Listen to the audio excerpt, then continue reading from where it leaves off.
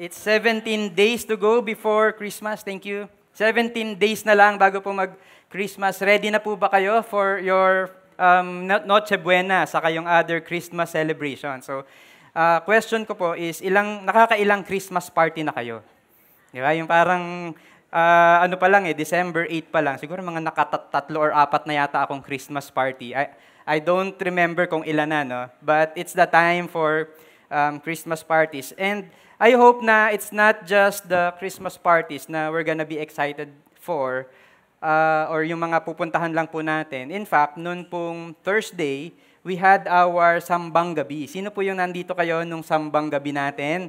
And it was really a great time together with Victory Marilao. We were worshiping God, we were praising God for who He is, for His holiness, for His goodness, for all of us. Pero kung hindi po kayo we're gonna have our Christmas Eve service. So we wanna invite you to our Christmas Eve service. Kailan yan? December 24. Sabihin mo sa katabi mo, December 24. Kita-kita tayo. So, parang nawala na no? So, December 24, kita-kits po tayo dito. We're gonna have our Christmas Eve service ng 3 p.m., 5 p.m., at saka ng 7 p.m. Yan. So, we're gonna have 3 services. So, 3, 5, and 7 p.m. And I hope na we're gonna come here nang ano po tayo, na ready po tayo, na we want to tell you na dress your best, di ba? So, come here, siguro nakabarong kayo, ganyan. Hindi, joke lang. Magsuot talaga ng barong, di ba? So, ibig sabihin lang, dress well, di ba? Give it your best kapag pumunta po tayo ng December 24. We wanna celebrate Christmas together, okay? So now, dahil malapit na ang Pasko, we're gonna have our Christmas series. It's called Finally. Okay, di ba? Finally.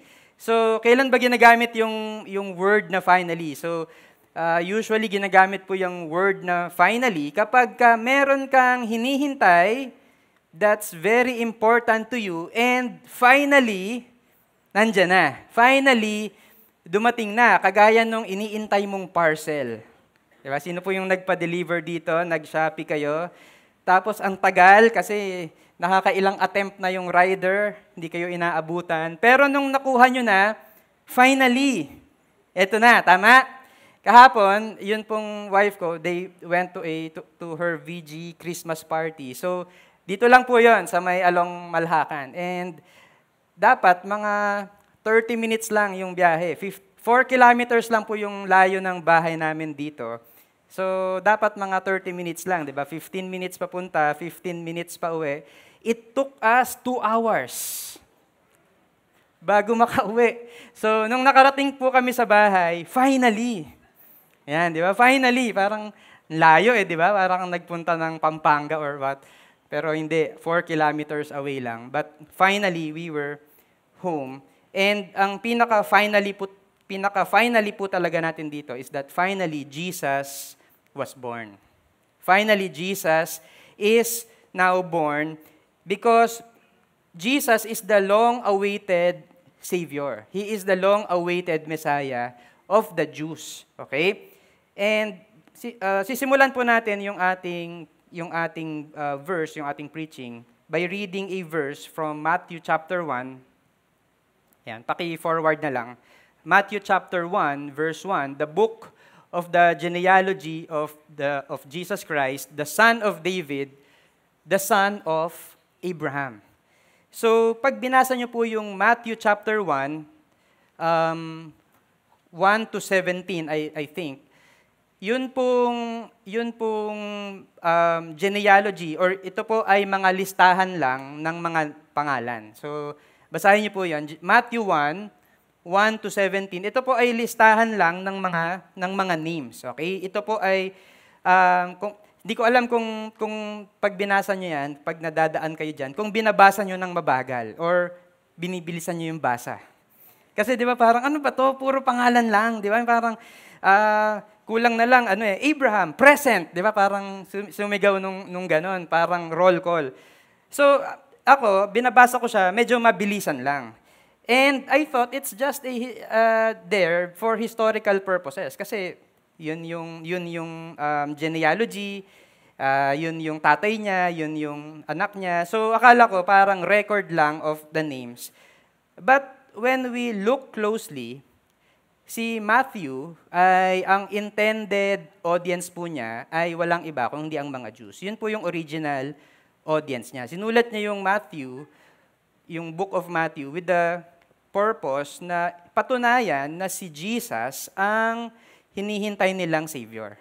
And that's why, sinabi po dito, the book of the genealogy means the ancestral line, di ba? Yung pong lineage of Jesus Christ. Kinonect niya po si Jesus as the descendant, as the son of David, and also as the son of Abraham.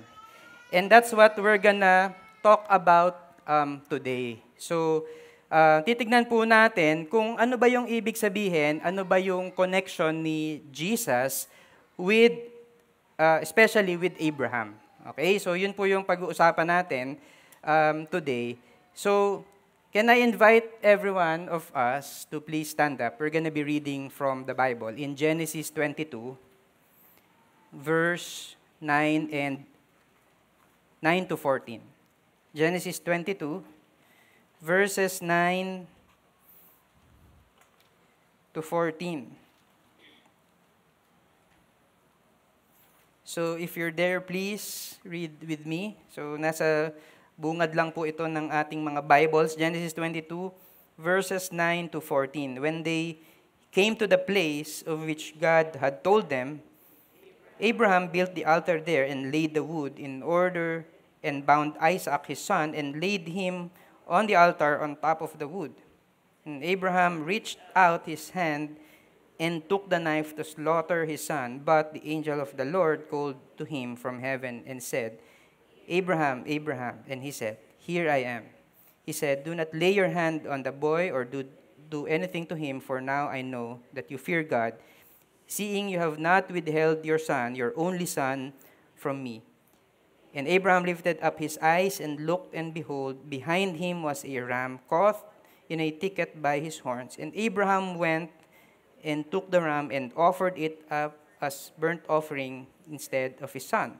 So Abraham called the name of that place, The Lord Will Provide, as it is said to this day, On the mount of the Lord it shall be provided. Let's pray. Lord, we ask God that as we talk about your word today, as we talk about history, parang it's an unusual Christmas preaching kasi na kay Abraham kami. And yet I pray that you will help us to understand how Abraham connects with Jesus Christ and how important it is for us to understand kung ano yung mga principles that we're gonna learn from this text. Thank you, God. And I pray, God, that the Holy Spirit will really speak to us this morning. In Jesus' name, amen. So, pwede na po tayong maupo. So, sino po sa atin, you are already familiar with the story of Abraham. Parang medyo naririnig mo na to lagi. Can you raise your hands? Diba? Meron pang ang song yan eh, diba? Yung, alam niyo ba yan? Yung Father Abraham had many sons, diba? So, alam niyo yan, diba? So, si Abraham, when we talk about him, usually we're talking about faith. Parang lagi na lang na faith yung pinag-uusapan. But today, hindi po talaga faith ang topic natin. We're gonna talk about the covenant of God with Abraham. The covenant of God with Abraham. And simulan po natin dun sa covenant na binigay ni Lord kay Abraham. By the way, si Abraham at si Abram ay same person lang. Okay? So, binago po ni Lord yung pangalan ni Abram to Abraham, and nung wife niya, si Sarai, to Sarah. Ayun, so baka lang po malito kayo. So, verse 1, Genesis 15, After these things, the word of the Lord came to Abram in a vision. Fear not, Abram, I am your shield. Your reward shall be very great. But Abram said, O Lord God, what will you give me? For I continue childless, and the heir of my house is Eliezer of Damascus. And Abram said, Behold, you have given me no offspring, and a member of my household will be my heir. And ang ganda po ng gustong ibigay, gustong gawin ni God kay Abraham. Tama ba? Ano yung sabi niya? Fear not, I am your shield. Your reward shall be very great. How many of you, kapag binigyan kayo ng ganong promise ni God, matutuwa po kayo? Di ba? Lalo na, ang context po nito is sa Genesis 14, Genesis 13.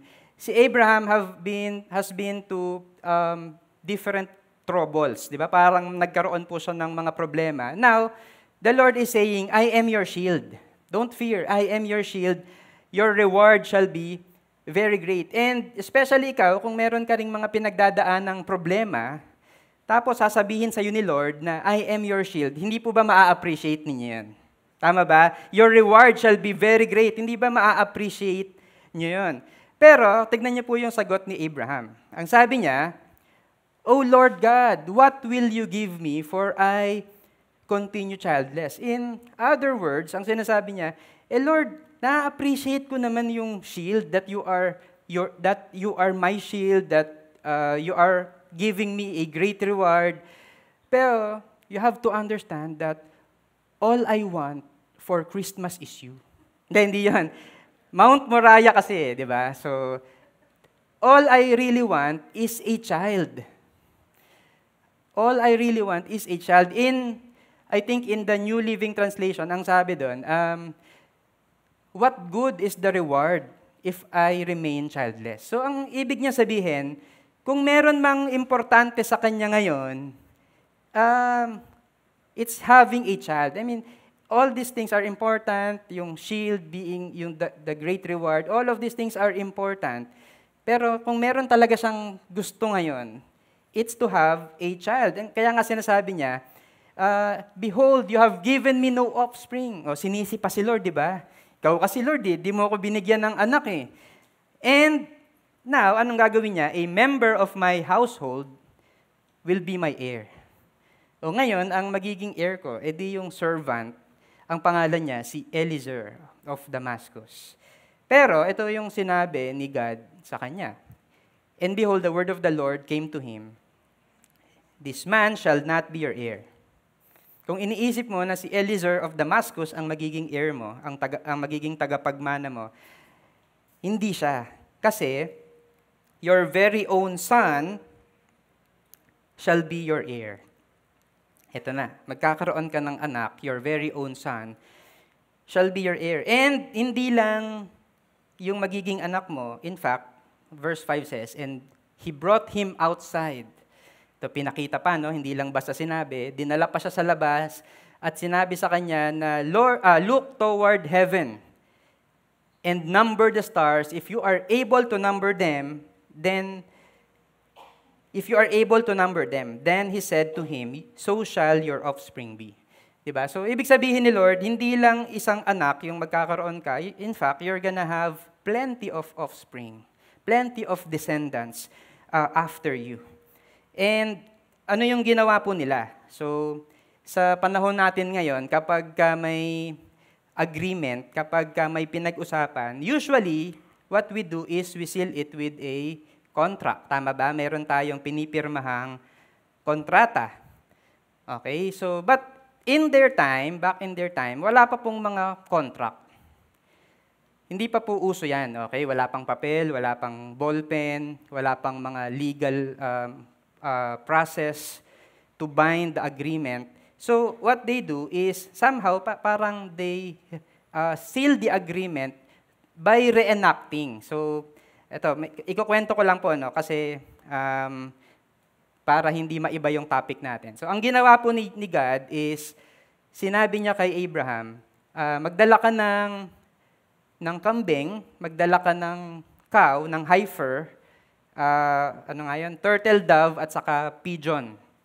So, pinagdala si Abraham ng mga animals. Ang practice po nila, so ano po ito, common practice during their time, yung mga animals, ang gagawin, hahatiin sa gitna. Papatayin, hahatiin sa gitna, ilalatag dyan, okay, nakalatag, tapos, dadaan po yung gumawa ng contract, and ano yung ibig sabihin nun? Bakit hinati? Ang ibig sabihin nun, kapag hindi mo tinupad yung usapan natin, ganito yung mangyayari sa'yo, mamamatay ka, just like these animals. So, hindi na po natin ipapalawakin, but ang point lang is that God made a covenant with Abraham. Diba? It's like sealing the agreement with a contract. Nagkapirmahan na sila. Parang ganun po yung picture niyan. So, okay, di ba? Ibig sabihin, seryoso si God dun sa kanyang covenant. Seryoso si God sa kanyang covenant kasi they did that. Merong agreement. Okay? Ngayon, ito po yung nangyari. The very next chapter, if you're gonna read Genesis 16, ano po yung nangyari? Nag-usap si Abraham at saka si Sarah, na isip nila, teka, matanda na tayo ah. Parang mahirap na yata magkaroon ng anak ah. So, Abraham, sabi ni Sarah, naiisip mo ba yung naiisip ko? Diba? Parang B1 saka B2 eh, di ba? Diba? Ano yung naiisip mo, Sarah? Diba? Sabi ni Sarah, what if magkaroon na lang tayo ng anak through Hagar? Hagar is the Egyptian slave of Sarah. And during their time, ay accepted po yun socially. So, ginagawa po nila yon, di ba? Pagka hindi nagkaroon ng anak dun sa wife, yung slave na lang ang magkakaroon ng anak. So, yun yung naisip nila, and lo and behold, ano po yung nangyari? Nagkaroon po ng anak si Abraham kay Hagar, and they named him Ishmael. So, si Ishmael. Kaso, ang tanong, yun ba talaga yung gusto ni Lord? Ang goal lang ba ay magkaanak in whatever way possible? And alam niyo po, ang issue nila is they did not trust the Lord. Gumawa sila ng sarili nilang paraan. And you see, yun pong sin is just like that. Gumagawa po tayo ng sarili nating paraan, gumagawa po tayo ng sarili nating diskarte outside of God's plan, outside of what God's will is. For example, the Bible says to give your tithes to God. Trust Him with what you have. So, meron pong promise, di ba? Meron pong sinasabi sa atin na as we give our tithes to God, ano yung mangyayari? God will throw open the floodgates of heaven. And what do we do? Naisip natin, ay, Christmas eh. Dami kong inaanak. Dami kong naisip na bilhin. Mag-upgrade ako ng cellphone. Bibili ako ng bagong sapatos. Marami akong mga parties. Lord, January na lang. January na lang. Or maybe meron kang, ginawa kang mali sa company mo, sa work mo. So, what do you do? Magsisinungaling na lang ako sa boss ko. Diba? So, maiintindihan naman ni Lord kasi Pasko naman. So, baka masisanti ako, kailangan ko ng pera para hindi ako ma-fire, magsisinungaling na lang ako sa boss ko. And what do? We compromise, we sin, we don't trust God. And we do it our way. And just like Abraham and Sarah, we too can be doubtful towards God. Pwede pong hindi tayo talaga nagtitiwala kay Lord. So, ito po yung question that I want us to think about this morning. Yun po bang sin ng man, does it nullify God's covenant?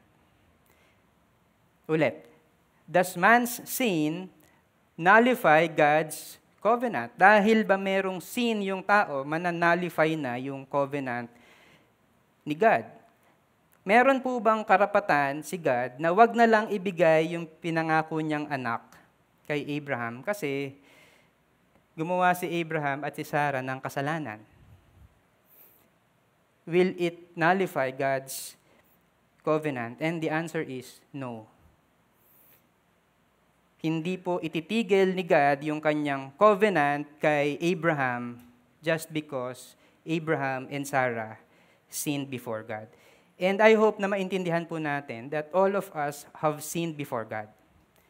Ang totoo niyan is that wala namang obligasyon si Lord na i-bless ka, na protektahan tayo. Bakit? We are all sinners. We are all sinful. What do we deserve? We deserve death. We deserve death. That's what we deserve because of our sins. And yet, ang good news is that God remains faithful. God remained faithful to Abraham, and God remains faithful to all of us. Sabihin mo nga sa katabi mo, God remains faithful. Yan. Convinced ka ba talaga or sinabi mo lang? I hope na you are really convinced that God remains faithful in spite of our sinfulness. And ano po yung makikita natin in the story of Abraham and Isaac that, makikita po natin yung faithfulness ni God. So the first one is God's love. Everybody say God's love. God's love. In Genesis 21, eventually, si Lord binigyan si Abraham at si Sarah ng anak. So, chapter 21, verse 1, the Lord visited Sarah as He had said, and the Lord did to Sarah as He had promised. So, tinupad yung promise in spite of their sin, and Sarah conceived and bore Abraham a son in his old age, at the time of which God had spoken to him. Abraham called the name of his son who was born to him, whom Sarah bore him, Isaac. So now, Isaac was born. At the old age, imagine at the old age of Abraham and Sarah, tinupad pa din ni Lord yung kanyang covenant, yung kanyang pangako kay Abraham at kay Sarah. And chapter 22, verse 1, the next chapter, after these things, God tested Abraham and said to him, Abraham, and he said, here I am. He said, take your son, your only son Isaac, whom you love, and go to the land of Moriah, and offer him there as a burnt offering on one of the mountains of which I shall tell you. So, when I was studying this, I found out that yung word na love is first mentioned in the Bible in Genesis 22. When we study the Bible, meron po kasing tinatawag na first mention principle. Ano po yung first mention principle? Ibig sabihin po nun, yung isang word or isang concept na kapag una siyang minention, kung saan siya unang minention in the Bible, yun daw po yung nagbibigay ng pinaka-clear meaning or presentation of what it is. So in this case, dito po unang binanggit yung concept ng love or yung word na love. And this kind of love is the love of a father towards his son. The love of the father towards his son. So sinabi ni God, take your son, your only son, Isaac, whom you love. The love of a father towards his son. Sino po dito yung mga fathers? Yan. Sino po dito, you love your children. Hindi lang sons, but kung may daughter ka, mahal mo din yung daughter mo. Di ba yung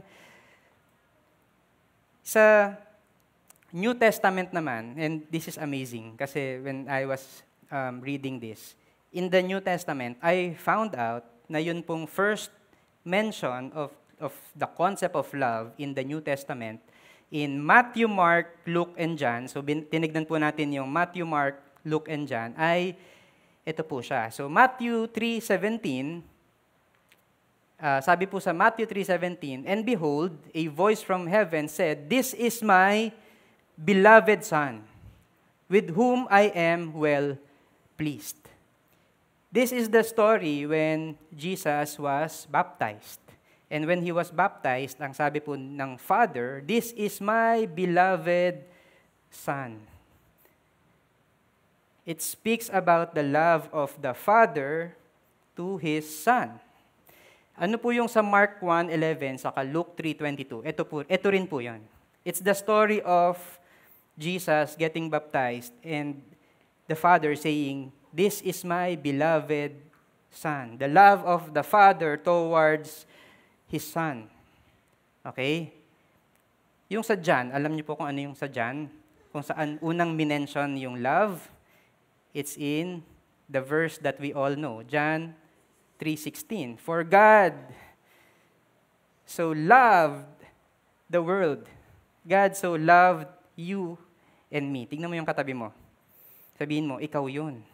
Ikaw yung mahal ni God that He gave His only Son, His beloved Son, so that whoever believes in Him should not perish, but have eternal life. I believe na si Abraham had his God moment at the mountain, at that place, nung i-offer na niya si Isaac. Kasi, I don't know with you, but ako po meron din po akong mga God moments. Alam niyo ba yung God moments? Yung merong nangyayari sa buhay ninyo, tapos bigla mo na lang marirealize, siguro ganun din sa akin si God. Isa pong example is that when we were confined in the hospital back in, kailan nga yun? August, ako po yung unang na-confine. Ako po yung unang nagka-dengue sa amin. The following day, yung wife ko tumatawag sa akin, or nag-chat sa akin, ang sabi, mainit na din si Elio, nilalagnat na din. Diba? And lo and behold, ano po yung nangyari? Nagka-dengue din yung anak ko. And lalo na nung nandun na siya sa ospital, nung nilalagyan na siya nung suwero and all the procedure, parang awang-awa ako dun sa anak ko. Yung, alam mo yun, gusto kong sabihin kay Lord, Lord, lipat mo na lang sa akin yung sakit niya. Pero na-realize ko, ako din, may dengue rin pala ako, di ba? So, hindi pwede. Pero, di ba, yung parang, alam mo yun, ganun po yung pagmamahal ng father to a son. Yung parang, you really love your son and ayaw mong mag-go through siya dun sa ganung klase ng sickness. And at that time, parang meron pong God moment in me. Di ba? Parang, Lord, ganun din siguro ikaw sa akin. Na ganun talaga yung pagmamahal ng isang tatay doon sa anak. Na sino ba namang tatay yung gusto na makita yung anak niya going through something hard and something difficult? And again, we have to understand the love of God. Na the verse speaks of Abraham's love towards Isaac. Pero si God po yung nagsasabi na, Abraham, di ba, si Isaac, mahal mo siya? Offer him. And it will become apparent to Abraham yung pong pagmamahal ng tatay sa kanyang anak. Yung pagmamahal ng father to the son that he is about to give to us as an offering. So, God's love. Second is God's substitution. God's substitution. So, basahin po ulit natin in verse 2. Take your son, your only son Isaac, whom you love, and go to the land of Moriah and offer him there as a burnt offering. Burnt offering on one of the mountains of which I shall tell you. So, burnt offerings, ano ba yung ibig sabihin ng burnt offerings? Yung translation po niya in the original, it means parang a smoke that goes up or something that goes up. Ibig sabihin, ino-offer mo siya because they think, di ba parang we think na yun pong mga Diyos, di ba yung deity is nasa taas tapos umaangat yung smoke. So ganun po yung ganun po yung parang origin ng kanyang word, nung burnt offering. Bakit po ginagawa yon or ano ba yon? Yun pong burnt offering is actually a common practice in the ancient Eastern culture. So kasama po doon yung mga Canaanites, yung mga Mesopotamians, yung mga Egyptians, yun pong mga kalapit nila na mga bansa or na mga people group. So Common po yun. And hindi lang po animals yung sinasacrifice. Sometimes ang sinasacrifice ay humans. Sino po gusto niyo dito? Masacrifice po kayo. Diba? Ma-burnt offering. Diba? Wala. Pero bakit nila ginagawa yon? Ito po yung reasons.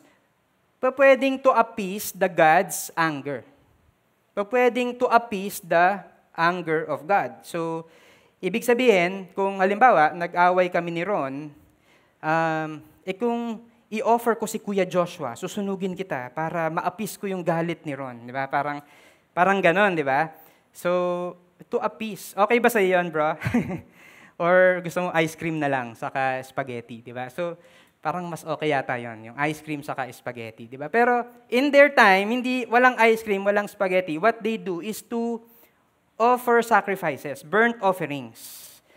And also, ginagawa nila yon to earn the favor, to earn protection, or prosperity. For example, walang ulan, anong gagawin nila? Mag-offer sila ng offering dun sa Diyos nila. Okay, not si God, but their gods, di ba? Small letter G, God. Mag-offer sila ng kung ano man, i-offer nila, susunugin nila to their God para magkaroon ng ulan, para magkaroon sila ng harvest. Or if they're fighting a war, para protektahan sila nung Diyos nila. So that's what they are doing. So, yun po, meron pong reason, di ba, kung bakit nila ginagawa yung burnt offerings. Now, another question that I would like to ask you, hindi ba parang contradictory yung pag-offer kay Isaac as a burnt offering dun sa covenant ni God? Hindi ba parang contradictory yun? Kanina, nung sabi ko, ginawa nila ng paraan. Gusto nila na magkaroon na lang ng anak through Hagar. Gusto nila na magkaroon na lang ng anak through Hagar. Tinutulungan nila si God dun sa covenant. Di ba parang, Lord, parang ang tagal yata, parang nahihirapan ka naman yata. What if tulungan ka na lang namin? Eto naman, iba naman yung challenge, baligtad. Di ba yung parang may anak na, pero you have to remember that the covenant is not just for Abraham to have a son, but to have offsprings as many as the stars in the sky and the sand in the seashore.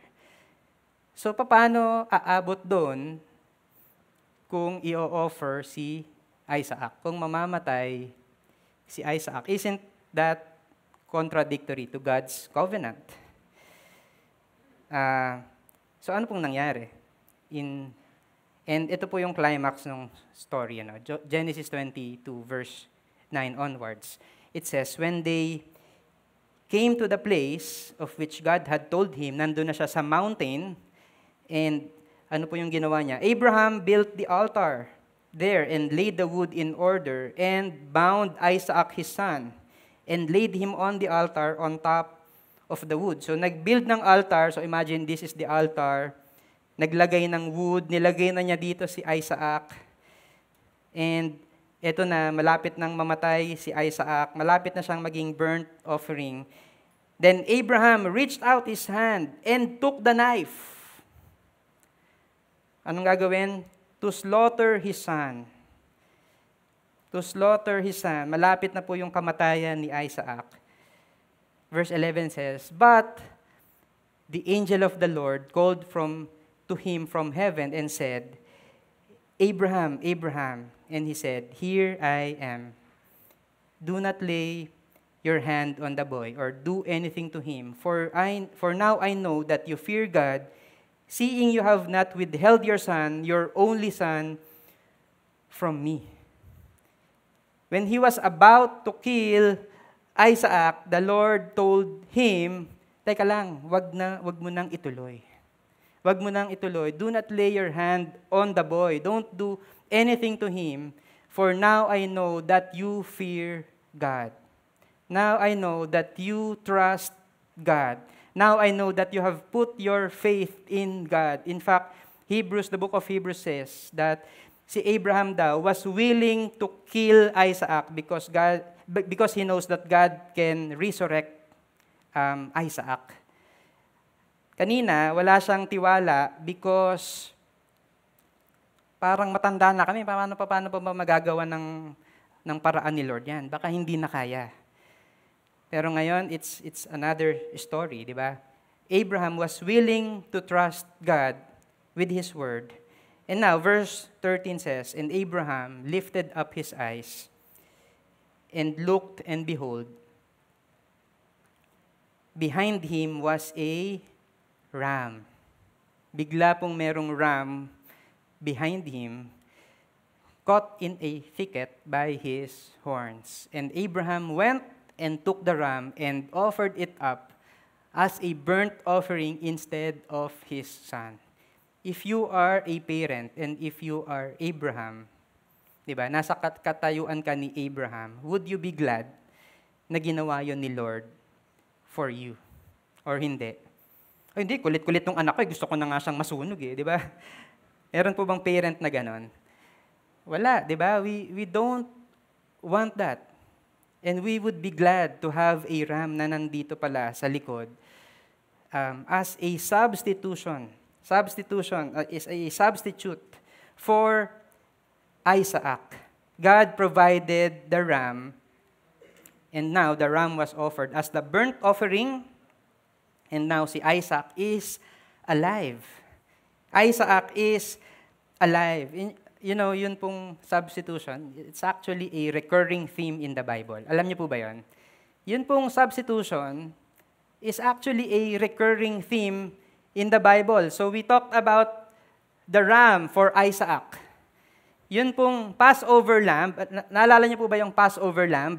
Diba? Kaya ko ito nilagay dito Yung mga firstborn ay mamamatay dapat because the angel of death will pass through. Pero, ano po yung inutos sa kanila ni God? Kumuha ka ng lamb, patayin mo, yung dugo, ipapahid mo dyan. The Passover lamb. Now, yun pong sa mga Israelites, yun pong mga firstborn nila, hindi namatay because they did that. Pero dun sa mga Egyptians, there was mourning and grieving because hindi po nila to ginawa. So, the Passover lamb has been a substitute for the firstborn. Okay? Hindi lang po yon. Yung pong during the Day of the Atonement, alam niyo po ba yung Day of the Atonement, yung Yom Kippur, they do that once a year sa Israel. Yun pong mga tao would atone for their sins. Pero paano magkakaroon ng atonement? Meron pong dadalhin na 2 kambing. Hindi po yun gagawing kaldereta. Ang gagawin po doon, yung isa ay papatayin. Yung isa ay papalayasin. So, yun pong papalayasin, bubulungan ng mga kasalanan na ginawa ng Israelites. Okay, tapos papaalisin, and it's a symbol na yun pong kasalanan natin has been parang pinaalis, di ba? Nilayo mula sa atin as far as east is from the west. And yung isa namang kambing, papatayin because that's what the people deserve. Pero ano po yung nangyari? Hindi mamamatay yung mga Israelites because the goat became the substitute for Israel. And isa pa, si Jesus for Barabbas. Alala niyo ba yun? Yung tinatanong nila, kasi culture nila na merong isang papalayain na criminal. Diba? So, sinong gusto niyong palayain? Si Jesus or si Barabbas? Ano yung sagot ng mga tao? Yan. Parang ganyan po yung sagot nila during their time. So, Barabbas, di ba? Pinili talaga nila si Barabbas. And instead na si Barabbas yung mamamatay, si Jesus yung namatay. You see, substitution is a recurring theme in the Bible. And just like all of these things, ano po yung makikita natin? That the ram that God provided as Isaac's substitute points us forward to the ultimate provision, which is Jesus Christ. Which is Jesus Christ. He is the ultimate substitution. He is the ultimate provision. You see, we are bound to death. Diba? Dapat tayo po yung mamamatay just like Isaac. But because of God's covenant, ano po yung ginawa niya? He sent not just a ram, He sent Jesus Christ to be our substitute. He has provided for us. And now we can see that God is set apart. He is different than the other gods. Not that they are true gods, pero ang dami po nilang Diyos at that time, marami po silang sinasambang Diyos. And we can see that God is set apart. Kanina, nasabi po natin, kailangan ikaw yung mag-offer, patayin mo yung anak mo to appease the anger of the gods. Pero makikita po natin, God is set apart. He is the one who makes the way to make the relationship right. Siya po yung gumawa ng paraan para maging ayos yung ating relationship with the Lord. God made the way. He is different from the other gods na kailangan i-offer mo yung anak mo, i-offer mo yung mga animals mo para lang ma-appease sila. No, God offered His one and only Son, the Son that He loves, so that we would understand how much He loves us. And God is also the one who blesses and gives life. Kanina, ano po yung kailangan para magkaroon ka ng blessing, para magkaroon ka ng harvest, para mabuhay ka, para protektahan ka ni God? Ano yung gagawin mo? Mag-o-offer ka ng animals, i-offer mo yung anak mo. And God is different. Bakit? Hindi kailangan yun. Ang kailangan is the offering of His true Son, His one and only Son, Jesus Christ. And now, because of Jesus Christ, we are blessed and we have life. I hope na mas na-appreciate po natin yung what happened in the past na pinakita po ni Lord yung kanyang pagmamahal sa atin. Na hindi lang po tayo nandito, we're celebrating Christmas. Alam lang natin na pinanganak si Jesus, merong cute na baby boy, tapos dumating yung mga shepherds, tapos may mga angels, and that's it. I hope na we understand that the love of God is that big and it's that humongous. Diba? That great for all of us. We understand that He is set apart, a God that is different from the others. Because when we see na, alam niyo po, pag winorship natin yung ibang God, yung ibang gods, for example, we worship money. Hindi po ito totoo. Because money doesn't make the relationship right. What money does to us is, money makes us more and more greedy. Mas nag-aaway-away po yung magkakapamilya because of money. When we make vices as our God, when we make pleasure as our God, ano po yung nangyayari? Yung health po natin gets destroyed. Our families gets destroyed. When we prioritize, when we worship, and when we value our reputation more than we value God, it destroys us. It's not life-giving. And that's why we don't have yun pong mga gods na wino-worship nila dati, sila Baal and the other gods na wino-worship. Hindi po sila present in our time right now. Pero we have other gods that when we worship them, they're really taking something from us. They're actually destroying us more than they're blessing us. Pero God is different. He makes the relationship right. He blesses us, and that is only through His Son, Jesus Christ. And it reminds me of this verse in Romans 6:23, "For the wages of sin is death." Just like Isaac, he is bound to death. But the free gift of God is eternal life. It is life with God. It is life that is found in Him. Pero paano po natin nakuha yon? In Jesus Christ, our Lord. The ram that God has given. The lamb that God has given for us. Sabi sa Bible, sabi ni John the Baptist, "Look, the Lamb of God that takes away the sin of the world." When he saw Jesus, the Lamb of God that takes away the sin of the world. He is the substitute for us. And last, is we're gonna talk about God's faithfulness. God's faithfulness. So, after giving the ram, tapos na offer na po niya as a burnt offering, verse 14 says this, "So Abraham called the name of that place, the Lord will provide." In other words, Jehovah Jireh. The Lord will provide. Jehovah Jireh. As it is said to this day, on the mount of the Lord, it shall be provided. How many of you are glad that the Lord provides for us? Can you raise your hands? Yan. Question. Abraham ba yung pangalan mo? Abraham ba yung pangalan mo? Sino po dito si Abraham? Tanungin mo yung katabi mo, anong name mo? Abraham ba? Bakit tayo confident that even if we're not Abraham, even if we're not Isaac, the Lord provides for us? So we have to go back a little bit further from the covenant. So Genesis 15, binigay po ni Lord yung kanyang covenant.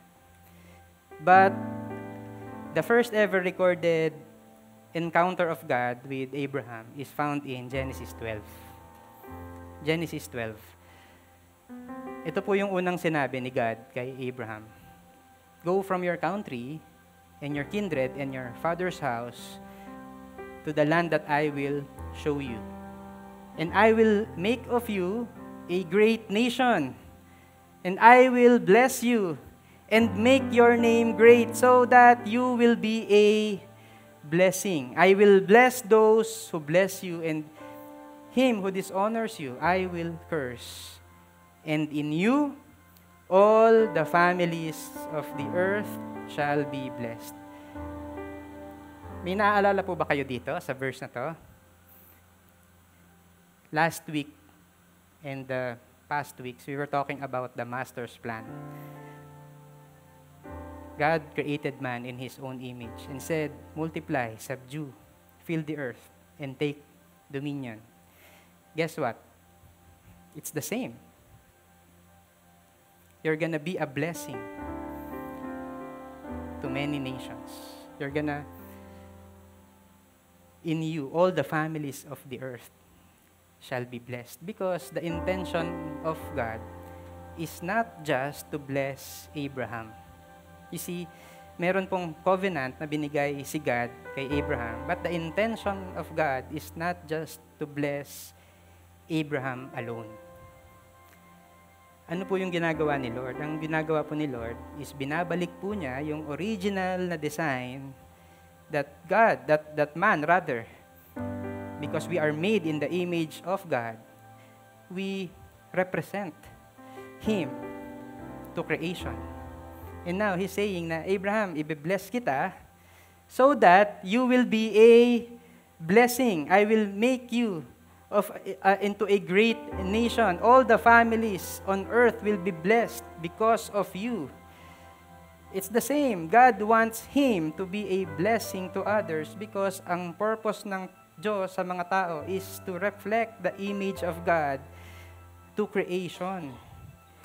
And that's why, after giving the sacrifice, after Abraham said na the Lord will provide, I'm calling this mountain, on the mount of the Lord, it shall be provided.